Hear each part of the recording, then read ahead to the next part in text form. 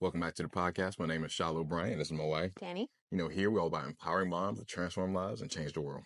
It's crazy that we were actually going to do this episode yesterday, right? And a lot of time we can question, like, God, like, why does this happen? Or why does that happen? Oh, it should have been here, it should have been this way. And I'm glad it didn't happen yesterday because we got to do a suicide awareness run, 5K run, or walk for me. It was more of a jog run for you. And we got some amazing content around friends, family, and it just made us think even deeper about this topic. This topic is talking about your self-talk, right? The way you talk to yourself, the way you speak to yourself, and how that affects everything else in your life. And just doing that suicide awareness walk, and for that cause and for the reason we were all there, it just made me have a completely different perspective on this topic in itself. So I'm really glad that it didn't happen yesterday, because now we can add even more value to this episode because of that. So what are the things that came up for you that are a different perspective than what you were thinking? So, I mean, it's along the same realm, but it just hits a little bit harder. Like when you're thinking, like, even from the aspect of, well, there was maybe 200, 300 people there, and how everybody was there for the same cause, the same reason. These are people that you could have seen in a store or seen somewhere randomly. You would have never guessed that, wait, you're all sharing something in common right now, whether it was a friend or a family member or something you struggle with. Everybody's there for about suicide, right? And a big component to suicide is what? How you talk to yourself, how you're looking at situations. I don't think I'm good enough. Does anybody really care about me? I feel alone? All these different things. That is self-talk. And suicide is one example of how self-talk can affect you and others. And that comes in so many different forms. It's not self-talk, oh, it just automatically results in this. It could also result in this Well, other. and in general, we all have self-talk. Mm-hmm. But the difference is, are you doing it in a positive way 100%. or in a negative way? Yep. So when you get stuck in some loops and it's negative, it's very hard to get out of that. So, even them saying that, they're going to be opening up a new mental health hospital, and it's a place where people can go to get the help to try to get to a better mental place. Because that's all it is, and some things that we experience, sometimes it's things that we've made up in our head, and experiences that we're making either harder or easier on ourselves based off of how we're speaking. And even just the fact they took a poll, I don't know across how far, but they took a poll and there was like, what topic is the most important to raise awareness for? The majority was suicide. Like how big of a deal that is. And, a lot of it comes from feeling like alone, feel like your self-worth and things of that nature. But even just, you can see the relief on people's face when they see the other people around them sharing the same thing. Yeah, and it's something that everybody deals with. Everybody deals with self-talk, and, sometimes it's something that we have to learn to control. Because it's not something that, we're not going to experience. Everybody experiences it. But it's more like training yourself on how to have a better way to speak to yourself, like a better self-talk, a more positive one. It actually goes towards the things that you want. Because what a lot of people don't understand is that, they have power in their words, and there's power in your tongue. So even certain things that you may be saying out loud, maybe it's not self-talk. It's self-talk first, but then you're speaking it with your tongue, right? Now these things come to life. And what if it's something that you said that was negative? And people sometimes will go back and say, well, I remember saying this and then it happened. So the power in our words is something that not enough people, are in tune with and know. So I think that it's very important to start with the self-talk, because that's the beginning of how a lot of other things are going to do. There's really a book called Hung by the Tongue and the power of your words. And I mean, really, it's life and death in the power of your words. Because first it starts in here, then you put it out in the world. And then once you put it out in the world, you can't just take it back. It's already out there now, especially even in the times we live in now. You could make some really bad mistake or do something that you probably shouldn't have done, and it go viral. And now it's out there forever. You don't get to just remove that off the internet now. Everybody knows it, even people that are not even around your area. So even if you have not being able to watch the vlog that we put out yesterday on YouTube on Newberg Fitness channel, I highly recommend it because if it's impacting you or you know somebody that's dealing with kind of self-talk or they're kind of more in the depressed state typically, that could be things that they need to hear sprinkled all throughout that whole vlog. You get to see our experience and everybody in our group as well as other people we interacted with as well. Yeah. When it comes to self-talk for you, what's been one of the harder things to deal with? Like, what's one of the things you notice comes up more often? So I think for me, and it's been something that I've been working on, for a while, is when you have had a lot of low or very little self-worth, it's hard to get to a point where now you're speaking to yourself different because you spoke to yourself in a way for so long that's like, I'm not good enough, or I'm not worth it, or maybe, this person doesn't see me, or I don't see myself capable of doing certain things. So it's really been about every time that those negative thoughts come into my head, or that self-talk, how do I switch it immediately? Like what are the things that I can do to say, well, really, I'm just lying to myself because all the facts show that I'm not worthless, that I'm very important. So it's been more like getting out of the negative self-talk and trying to find a way to switch it. Because like I said, it's something that if you've been dealing with it for a long time, it's not going to happen overnight. So for me, it's been more like, what are the facts showing me? Yeah.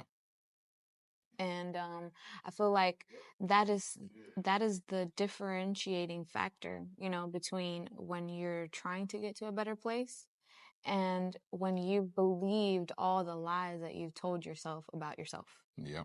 So once you've come to the point of, I believed all those things about myself, you have to rewire your mind. Like you have to say, no, like I was completely wrong, and you have to start believing different things about yourself so that it gets better. And I think a big part as well is going back in time because it's like, why do I believe these things about myself? And a lot of time, once you start really thinking about it, I'm like, wait, my parent used to always tell me this. Or wait, all the kids in school used to always tell me this. My mom made me feel this way. My best friend made me feel this way. And then you start to take on a belief of what they're saying is true about you. Yeah, and then you also get stuck in this, and this is where we have to look at ourselves and say, I feel comfortable in the place of feeling like this, or I'm so used to it, or it's so familiar to me that this is what I always go back to. It's the norm now. It's what I go back to. So it's really thinking about, what have I become addicted to feeling? Have I become addicted to feeling like the victim? Have I become addicted to feeling, even sad? Like you would think that people do not get addicted to feeling that way, but they do. And it's like, because it has been the norm for so long, that's where their comfort is. So they go back to it. And it's been more like having more awareness of where your mind really goes.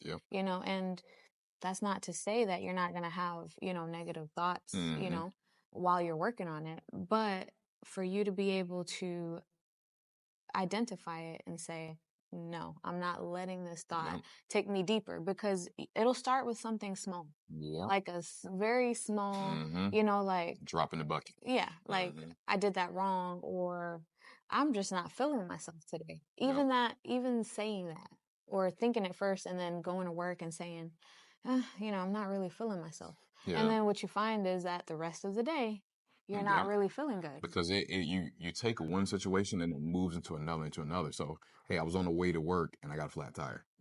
Now I got this flat tire. Now I'm late for work. The boss is screaming at me. And now when a customer or client comes in, now every single time. So it's like everything builds on top of it. And now I get the kids off the bus. They got in trouble in school. Right? So it's like everything builds on top of each other. Now you got this huge thing because you're not keeping each situation its own situation. It's like, okay, yes, I got a flat tire. It's okay. I'm still going to get to work. And move on. Right? But when you take it and it just compounds, and now it's almost like a snowball effect. You got this little snowball that it keeps rolling down this hill, and now you have this huge ball that started from this little snowball that you could have thrown at somebody. Yeah, and I feel like once you really start to practice it, like, you know, just seeing yourself in a more positive light, then everything else kind of starts to follow because you start seeing yourself and things around you in a more positive way. So it's more like, yes, this may be something that you're accustomed to, but you can change it. And it's crazy because when you start to make those little changes, you'll realize that you start feeling better about yourself. Yeah. So it's almost like it's just happening that you're feeling better, that you're having more self-talk, positive self-talk. Yeah. Or even let's say that you started on your fitness journey, and I've had people that have come to me and said, I feel so bad about myself. I feel like, I don't have any confidence. I don't have, that I feel good about myself feeling. And once they start working on themselves and they start seeing progress, then that self-talk or that negative self-talk, like I'm never going to be able to accomplish that body, or I'm never going to be able to feel good about myself, you see it start going away. Yep. More and more and more, where they're looking at themselves like, I feel confident in myself. I feel good, or people are complimenting me. So sometimes we don't realize the work that has to be put in to get to a place of a more positive self-talk. And look, and sometimes, like I mentioned, sometimes you got to go back to go for it. Now, you don't want to be going back every single day, but you want to go back because if you can pinpoint where did I get these beliefs about myself from, sometimes it's important to have those uncomfortable conversations with those people, right? So whether that was your mom, whether that was your dad, because sometimes you can make all these assumptions and beliefs. You form this whole story in your head, and maybe your parent didn't even mean it that way. Or maybe because you're interpreting it through the situation of when you were a child. And now you're bringing that into your adult life. And you don't know what that person was going through. But through. if you get the exact conversation, you get to have that, ask them the uncomfortable question. Ask them. And you might be surprised. Oh, wow. That makes a world of difference. And now you can take that new concept, and it might actually form a better relationship between you and that other person too. But even if it doesn't, it helps you form a better relationship with yourself. And that's important for everything else you do. Yeah, and sometimes I feel like this is something that I dealt with personally, was when you grow up and there's high expectations of you. You have very high expectations, for me personally, my parents, they immigrated to this country, so it's obviously they want a better life for you. And, it was a lot of things that occurred, like I got pregnant when I was still in high school, and it's certain things that make you feel like you have let the other person down. So in a way, you start internalizing things, and it's not really that. They're not looking at you like you're the worst person ever, or you let me down and I can never forgive you for this. But that's the way that you may be thinking about it. Right. And it makes you feel and say certain things to yourself that really are not true. That's not, yes, of course, some things are going to, hurt, and they're going to, come off in a way for people. But that doesn't mean that that's how they feel about you as a person. So, that's something that I was able, to clear up, with my parents later on, like, hey, we're very proud of you, and like the person that you've become and the mother that you've become. And, you've been able to, just do a lot of things in life that we could have never seen, So it's just having those conversations. And sometimes when you're not able to have those conversations and have closure, because that is, closure for a lot of people, then you have to find a way to be okay with it. And I feel like a lot of people struggle with just finding a way to find peace in a situation. So that's not to say that, you're going to be able to go back and do that, but you are going to have to put in some work to be able to get to a place of a more, positive The work is worth it, though. Yeah, the work is definitely worth it. Heck, we have a real world example of this that just happened recently, even with our son. And him talking about how he was feeling in the classroom, how the teacher was making him feel like he wasn't good enough, making him feel like, hey, I'm not as smart as other kids, or I'm not, making him feel that way. And he's kind of saying this in passing in multiple conversations. We're like, no, let's go talk to the teacher, right? And for him, his immediate reaction was, I don't want to do that because it's going to make it worse, right? He's already in his head thinking about all these things that the teacher now could do or how it can make him feel and all that. And we're like, no, if you have an issue, you don't avoid the issue. We confront the issue so that we can get to a better place, right? So long story short, sit down, do a conference with the teacher, and fast forward into the conversation. Of course, we're making sure that he knows we're there for him. We're not taking the teacher side over his. We're there for him, right? After the whole conversation goes down, now he feels like, wow, that did feel better. Wow, maybe some of those things I was thinking actually weren't really correct. Some had some truth, but I realized that I put a lot of different things on top of it that made it way worse. Yeah, and you want to also be able to be the person that can keep the other person accountable of the things that they're making you feel. Exactly. You know, so you want to be able to voice those things and say, you know, whether it's every time I get around you or I speak to you, you know, I feel down. I feel like you're bringing me down. Or just finding a way to be around people that are more positive.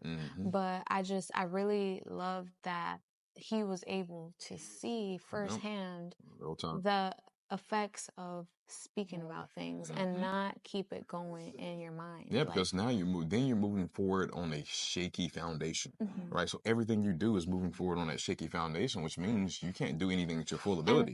And it's crazy because even like a child could feel like that, and maybe he doesn't have the courage, or he's scared, or he doesn't know how to go about it and talk to, you know, his parents and an adult about it, or his teacher. You know, he's scared about it. A lot of adults go through life feeling and doing the same exact thing that keeps them stuck in negative self-talk about themselves. And a lot of the time it came from a situation when they were younger. I feel like in many ways we could learn a lot from kids, right? In some ways, as we get older, we've gotten better. And I feel like in other ways, we've gotten worse. Like, think about you as a child. You didn't have any self-worth issues when you were a child. You didn't think, oh, I'm depressed right now. Oh, this person thinks this about me right now. You were happy, you were bold, you were courageous, touching things you shouldn't touch and jumping over things you shouldn't. Think about childlike qualities that are good if you actually apply them to your regular day-to-day life. But we take these experiences, some experiences, and we flip them into something different, and now we carry them on forever.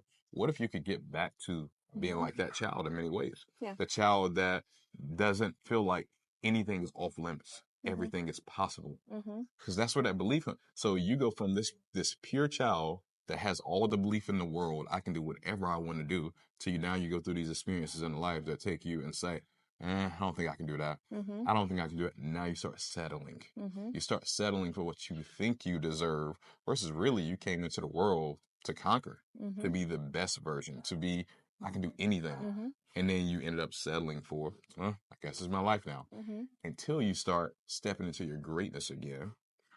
Now you start to realize, wait, this over here, maybe this is possible. And sometimes that takes getting around the right people. Because now you're seeing another side of the spectrum that you want to be like, but you're not there just yet. Yeah. And I was going to talk about 2 points, which is the self-talk that, you know, is important for you to put into your children, and the self-talk that a lot of mothers could go through, you know, and their motherhood experience. Because like you're saying, you know, when you're born, it's like it's a new slate, and you can do so much with that child. But as a parent, it's very important to speak life into the kid, you know, and to be able to be the person that teaches them how to look at themselves in a positive way, how to eventually be the person that, you know, I have positive, you know, self-talk, you know, because, and those could be things like you're encouraging them, or, you know, saying to them, you're handsome, you're beautiful, you're smart, you're intelligent, you know, all you're these. Go on and do amazing things in the world. You're going to change so many lives. And you keep, and it sounds cliche, like, oh, it doesn't really do anything. But think about it, you're forming the way they believe. So if you're forming the way they believe, what are they going to now do with that belief? And teach them how to actually feel that way about themselves. Because I feel like that's something that, you know that a child has a personality, and that personality, it changes, and, you know, it's so cool to see, you know, just how they are. But then a lot of times it comes to the point where you don't know when your child is starting to have self-negative talk or doubts, or just the things that you're exposing them to in the house. You know, if you're a person that's negative obviously they're picking up on negative talk. Yep. They're picking up on, negative energy. Mm-hmm. And then now this becomes a part of that child's identity because they're around it all the time. Yep. So it's just being very conscious, and not all days are going to be good days. Mm-hmm. And that was going to be, the other part of that I was going to speak on is, as mothers, sometimes we have negative self-talk about the work that we're doing as a mom. Yep. I could be doing more, Mm-hmm. or I'm not spending enough time, or, maybe if a child is having a bad behavior, what is it that I'm doing? It's my fault. It's my fault, Yeah. So it's very real that a mom has, mom guilt. But I feel like switching it, because honestly, if you ask your kids, most of the time, they're the ones that are like, we love you, you're doing We great, had I our kid have the on that said the best same mom, thing. or they think things that you could never really, fathom about how they feel about you. My mom is the best cook, or my mom, she's the best mom, or, just certain things where we are so hard on ourselves because we have a really big responsibility on our hands. But just trying to getting rid of that negative self-talk as a mom, because there's going to be experiences that you're going through that other moms have been through too. Yep. You're not alone in that feeling, in that journey, because raising children is rough sometimes. They go through so many things, and you're watching them, learn, develop, just become, adults. Yep. So and it's not just when they're little. Sometimes it's as they're grown and they're making certain decisions, and you're saying, well, what did I put in them that now they're making these decisions, And really, everybody's going to have the opportunity to make their own choices. So it's not like it's your fault. Yeah, all you can do is do the best that you could have done in the situation. But at the end of the day, it's still up to God. Like how that situation unfolds, that's not your responsibility. Just do the best you can do, and where the cards fall, they fall. And now, based on situations that happen, you have to say, where do I go from here? That's all you can really do. I think it's a very important thing for people to not get caught in, because I've always been doing something this way, because I've always had negative self-talk in this way, then I will always be this way. Because if you feel you're always going to be this way, then you're going to be right. It's human nature. We love to be right. So if you're telling yourself this, you're going to do things to make that be true. So just realize that if you want to change it, you can change it. Does it take time? Does it take a lot of effort? Does it take you inputting a lot of different stuff into your mind? There's a lot of factors that go into it, but the end result is definitely worth it by a lot. Get out of that mindset of just because it's been this way, it has to always be this way. It can change. Some things that you can do to help you with that, I remember when we first started getting into more personal development, like reading or listening to a lot of audiobooks. And, I remember speaking to one of my mentors, and she was like, what you need to do is read more self-help, self-development, personal character books, because at that point you're going to be brainwashing yourself into, now you're forced to think about things in a more positive way. And you have to do that, because sometimes people consider brainwashing a bad thing. It depends on the context, because those beliefs you have about yourself right now, I'm not good enough, I don't think I'll ever be able to accomplish this. What happened? Other people brainwashed you into thinking the way you think right now. There's nothing you think right now that is a original thought. It came from somebody or some experience you had that now makes you think how you think. So now you're just brainwashing yourself in the opposite direction, which is better, because now you're being intentional about the brainwashing. You're not just getting brainwashed and you have no clue what's going on. You're saying, I want to be this way, so I'm brainwashing myself with this kind of content. I'm brainwashing myself with these kind of people around me, and you're forcing yourself to become a different person for a better life for your family. Yeah, and that, and being very selective of the people that you keep around you. That's going to be, your environment. Your environment says a lot about who you are and who you're going to become. So let's say that you're a person that, you don't necessarily like to do certain things, but you do them because you're around a group of people, whether that is, going out to party, drinking, doing certain things that honestly, they're low vibration. Yeah. They're things that, they put you in a state where it's something that if you don't work on intentionally, getting out of those circles, you're going to be in them, and whether that's around that group of people or just family or friends that they never have anything positive to say about you, about themselves, about other people around them. It's always gossip and it's negative. Just finding yourself in a better environment is going to help you a lot. And time flashes by before your eyes. How many people have you heard like, what? 20 years already went by? What? I'm already 50? And you can be in that situation and you blink and now you're here. So you really got to take it more serious. Like, how much time do you really have left? What do you want to be remembered by when you're not here anymore? When people talk about you, do you want to be talking more in a positive light or more of a negative light?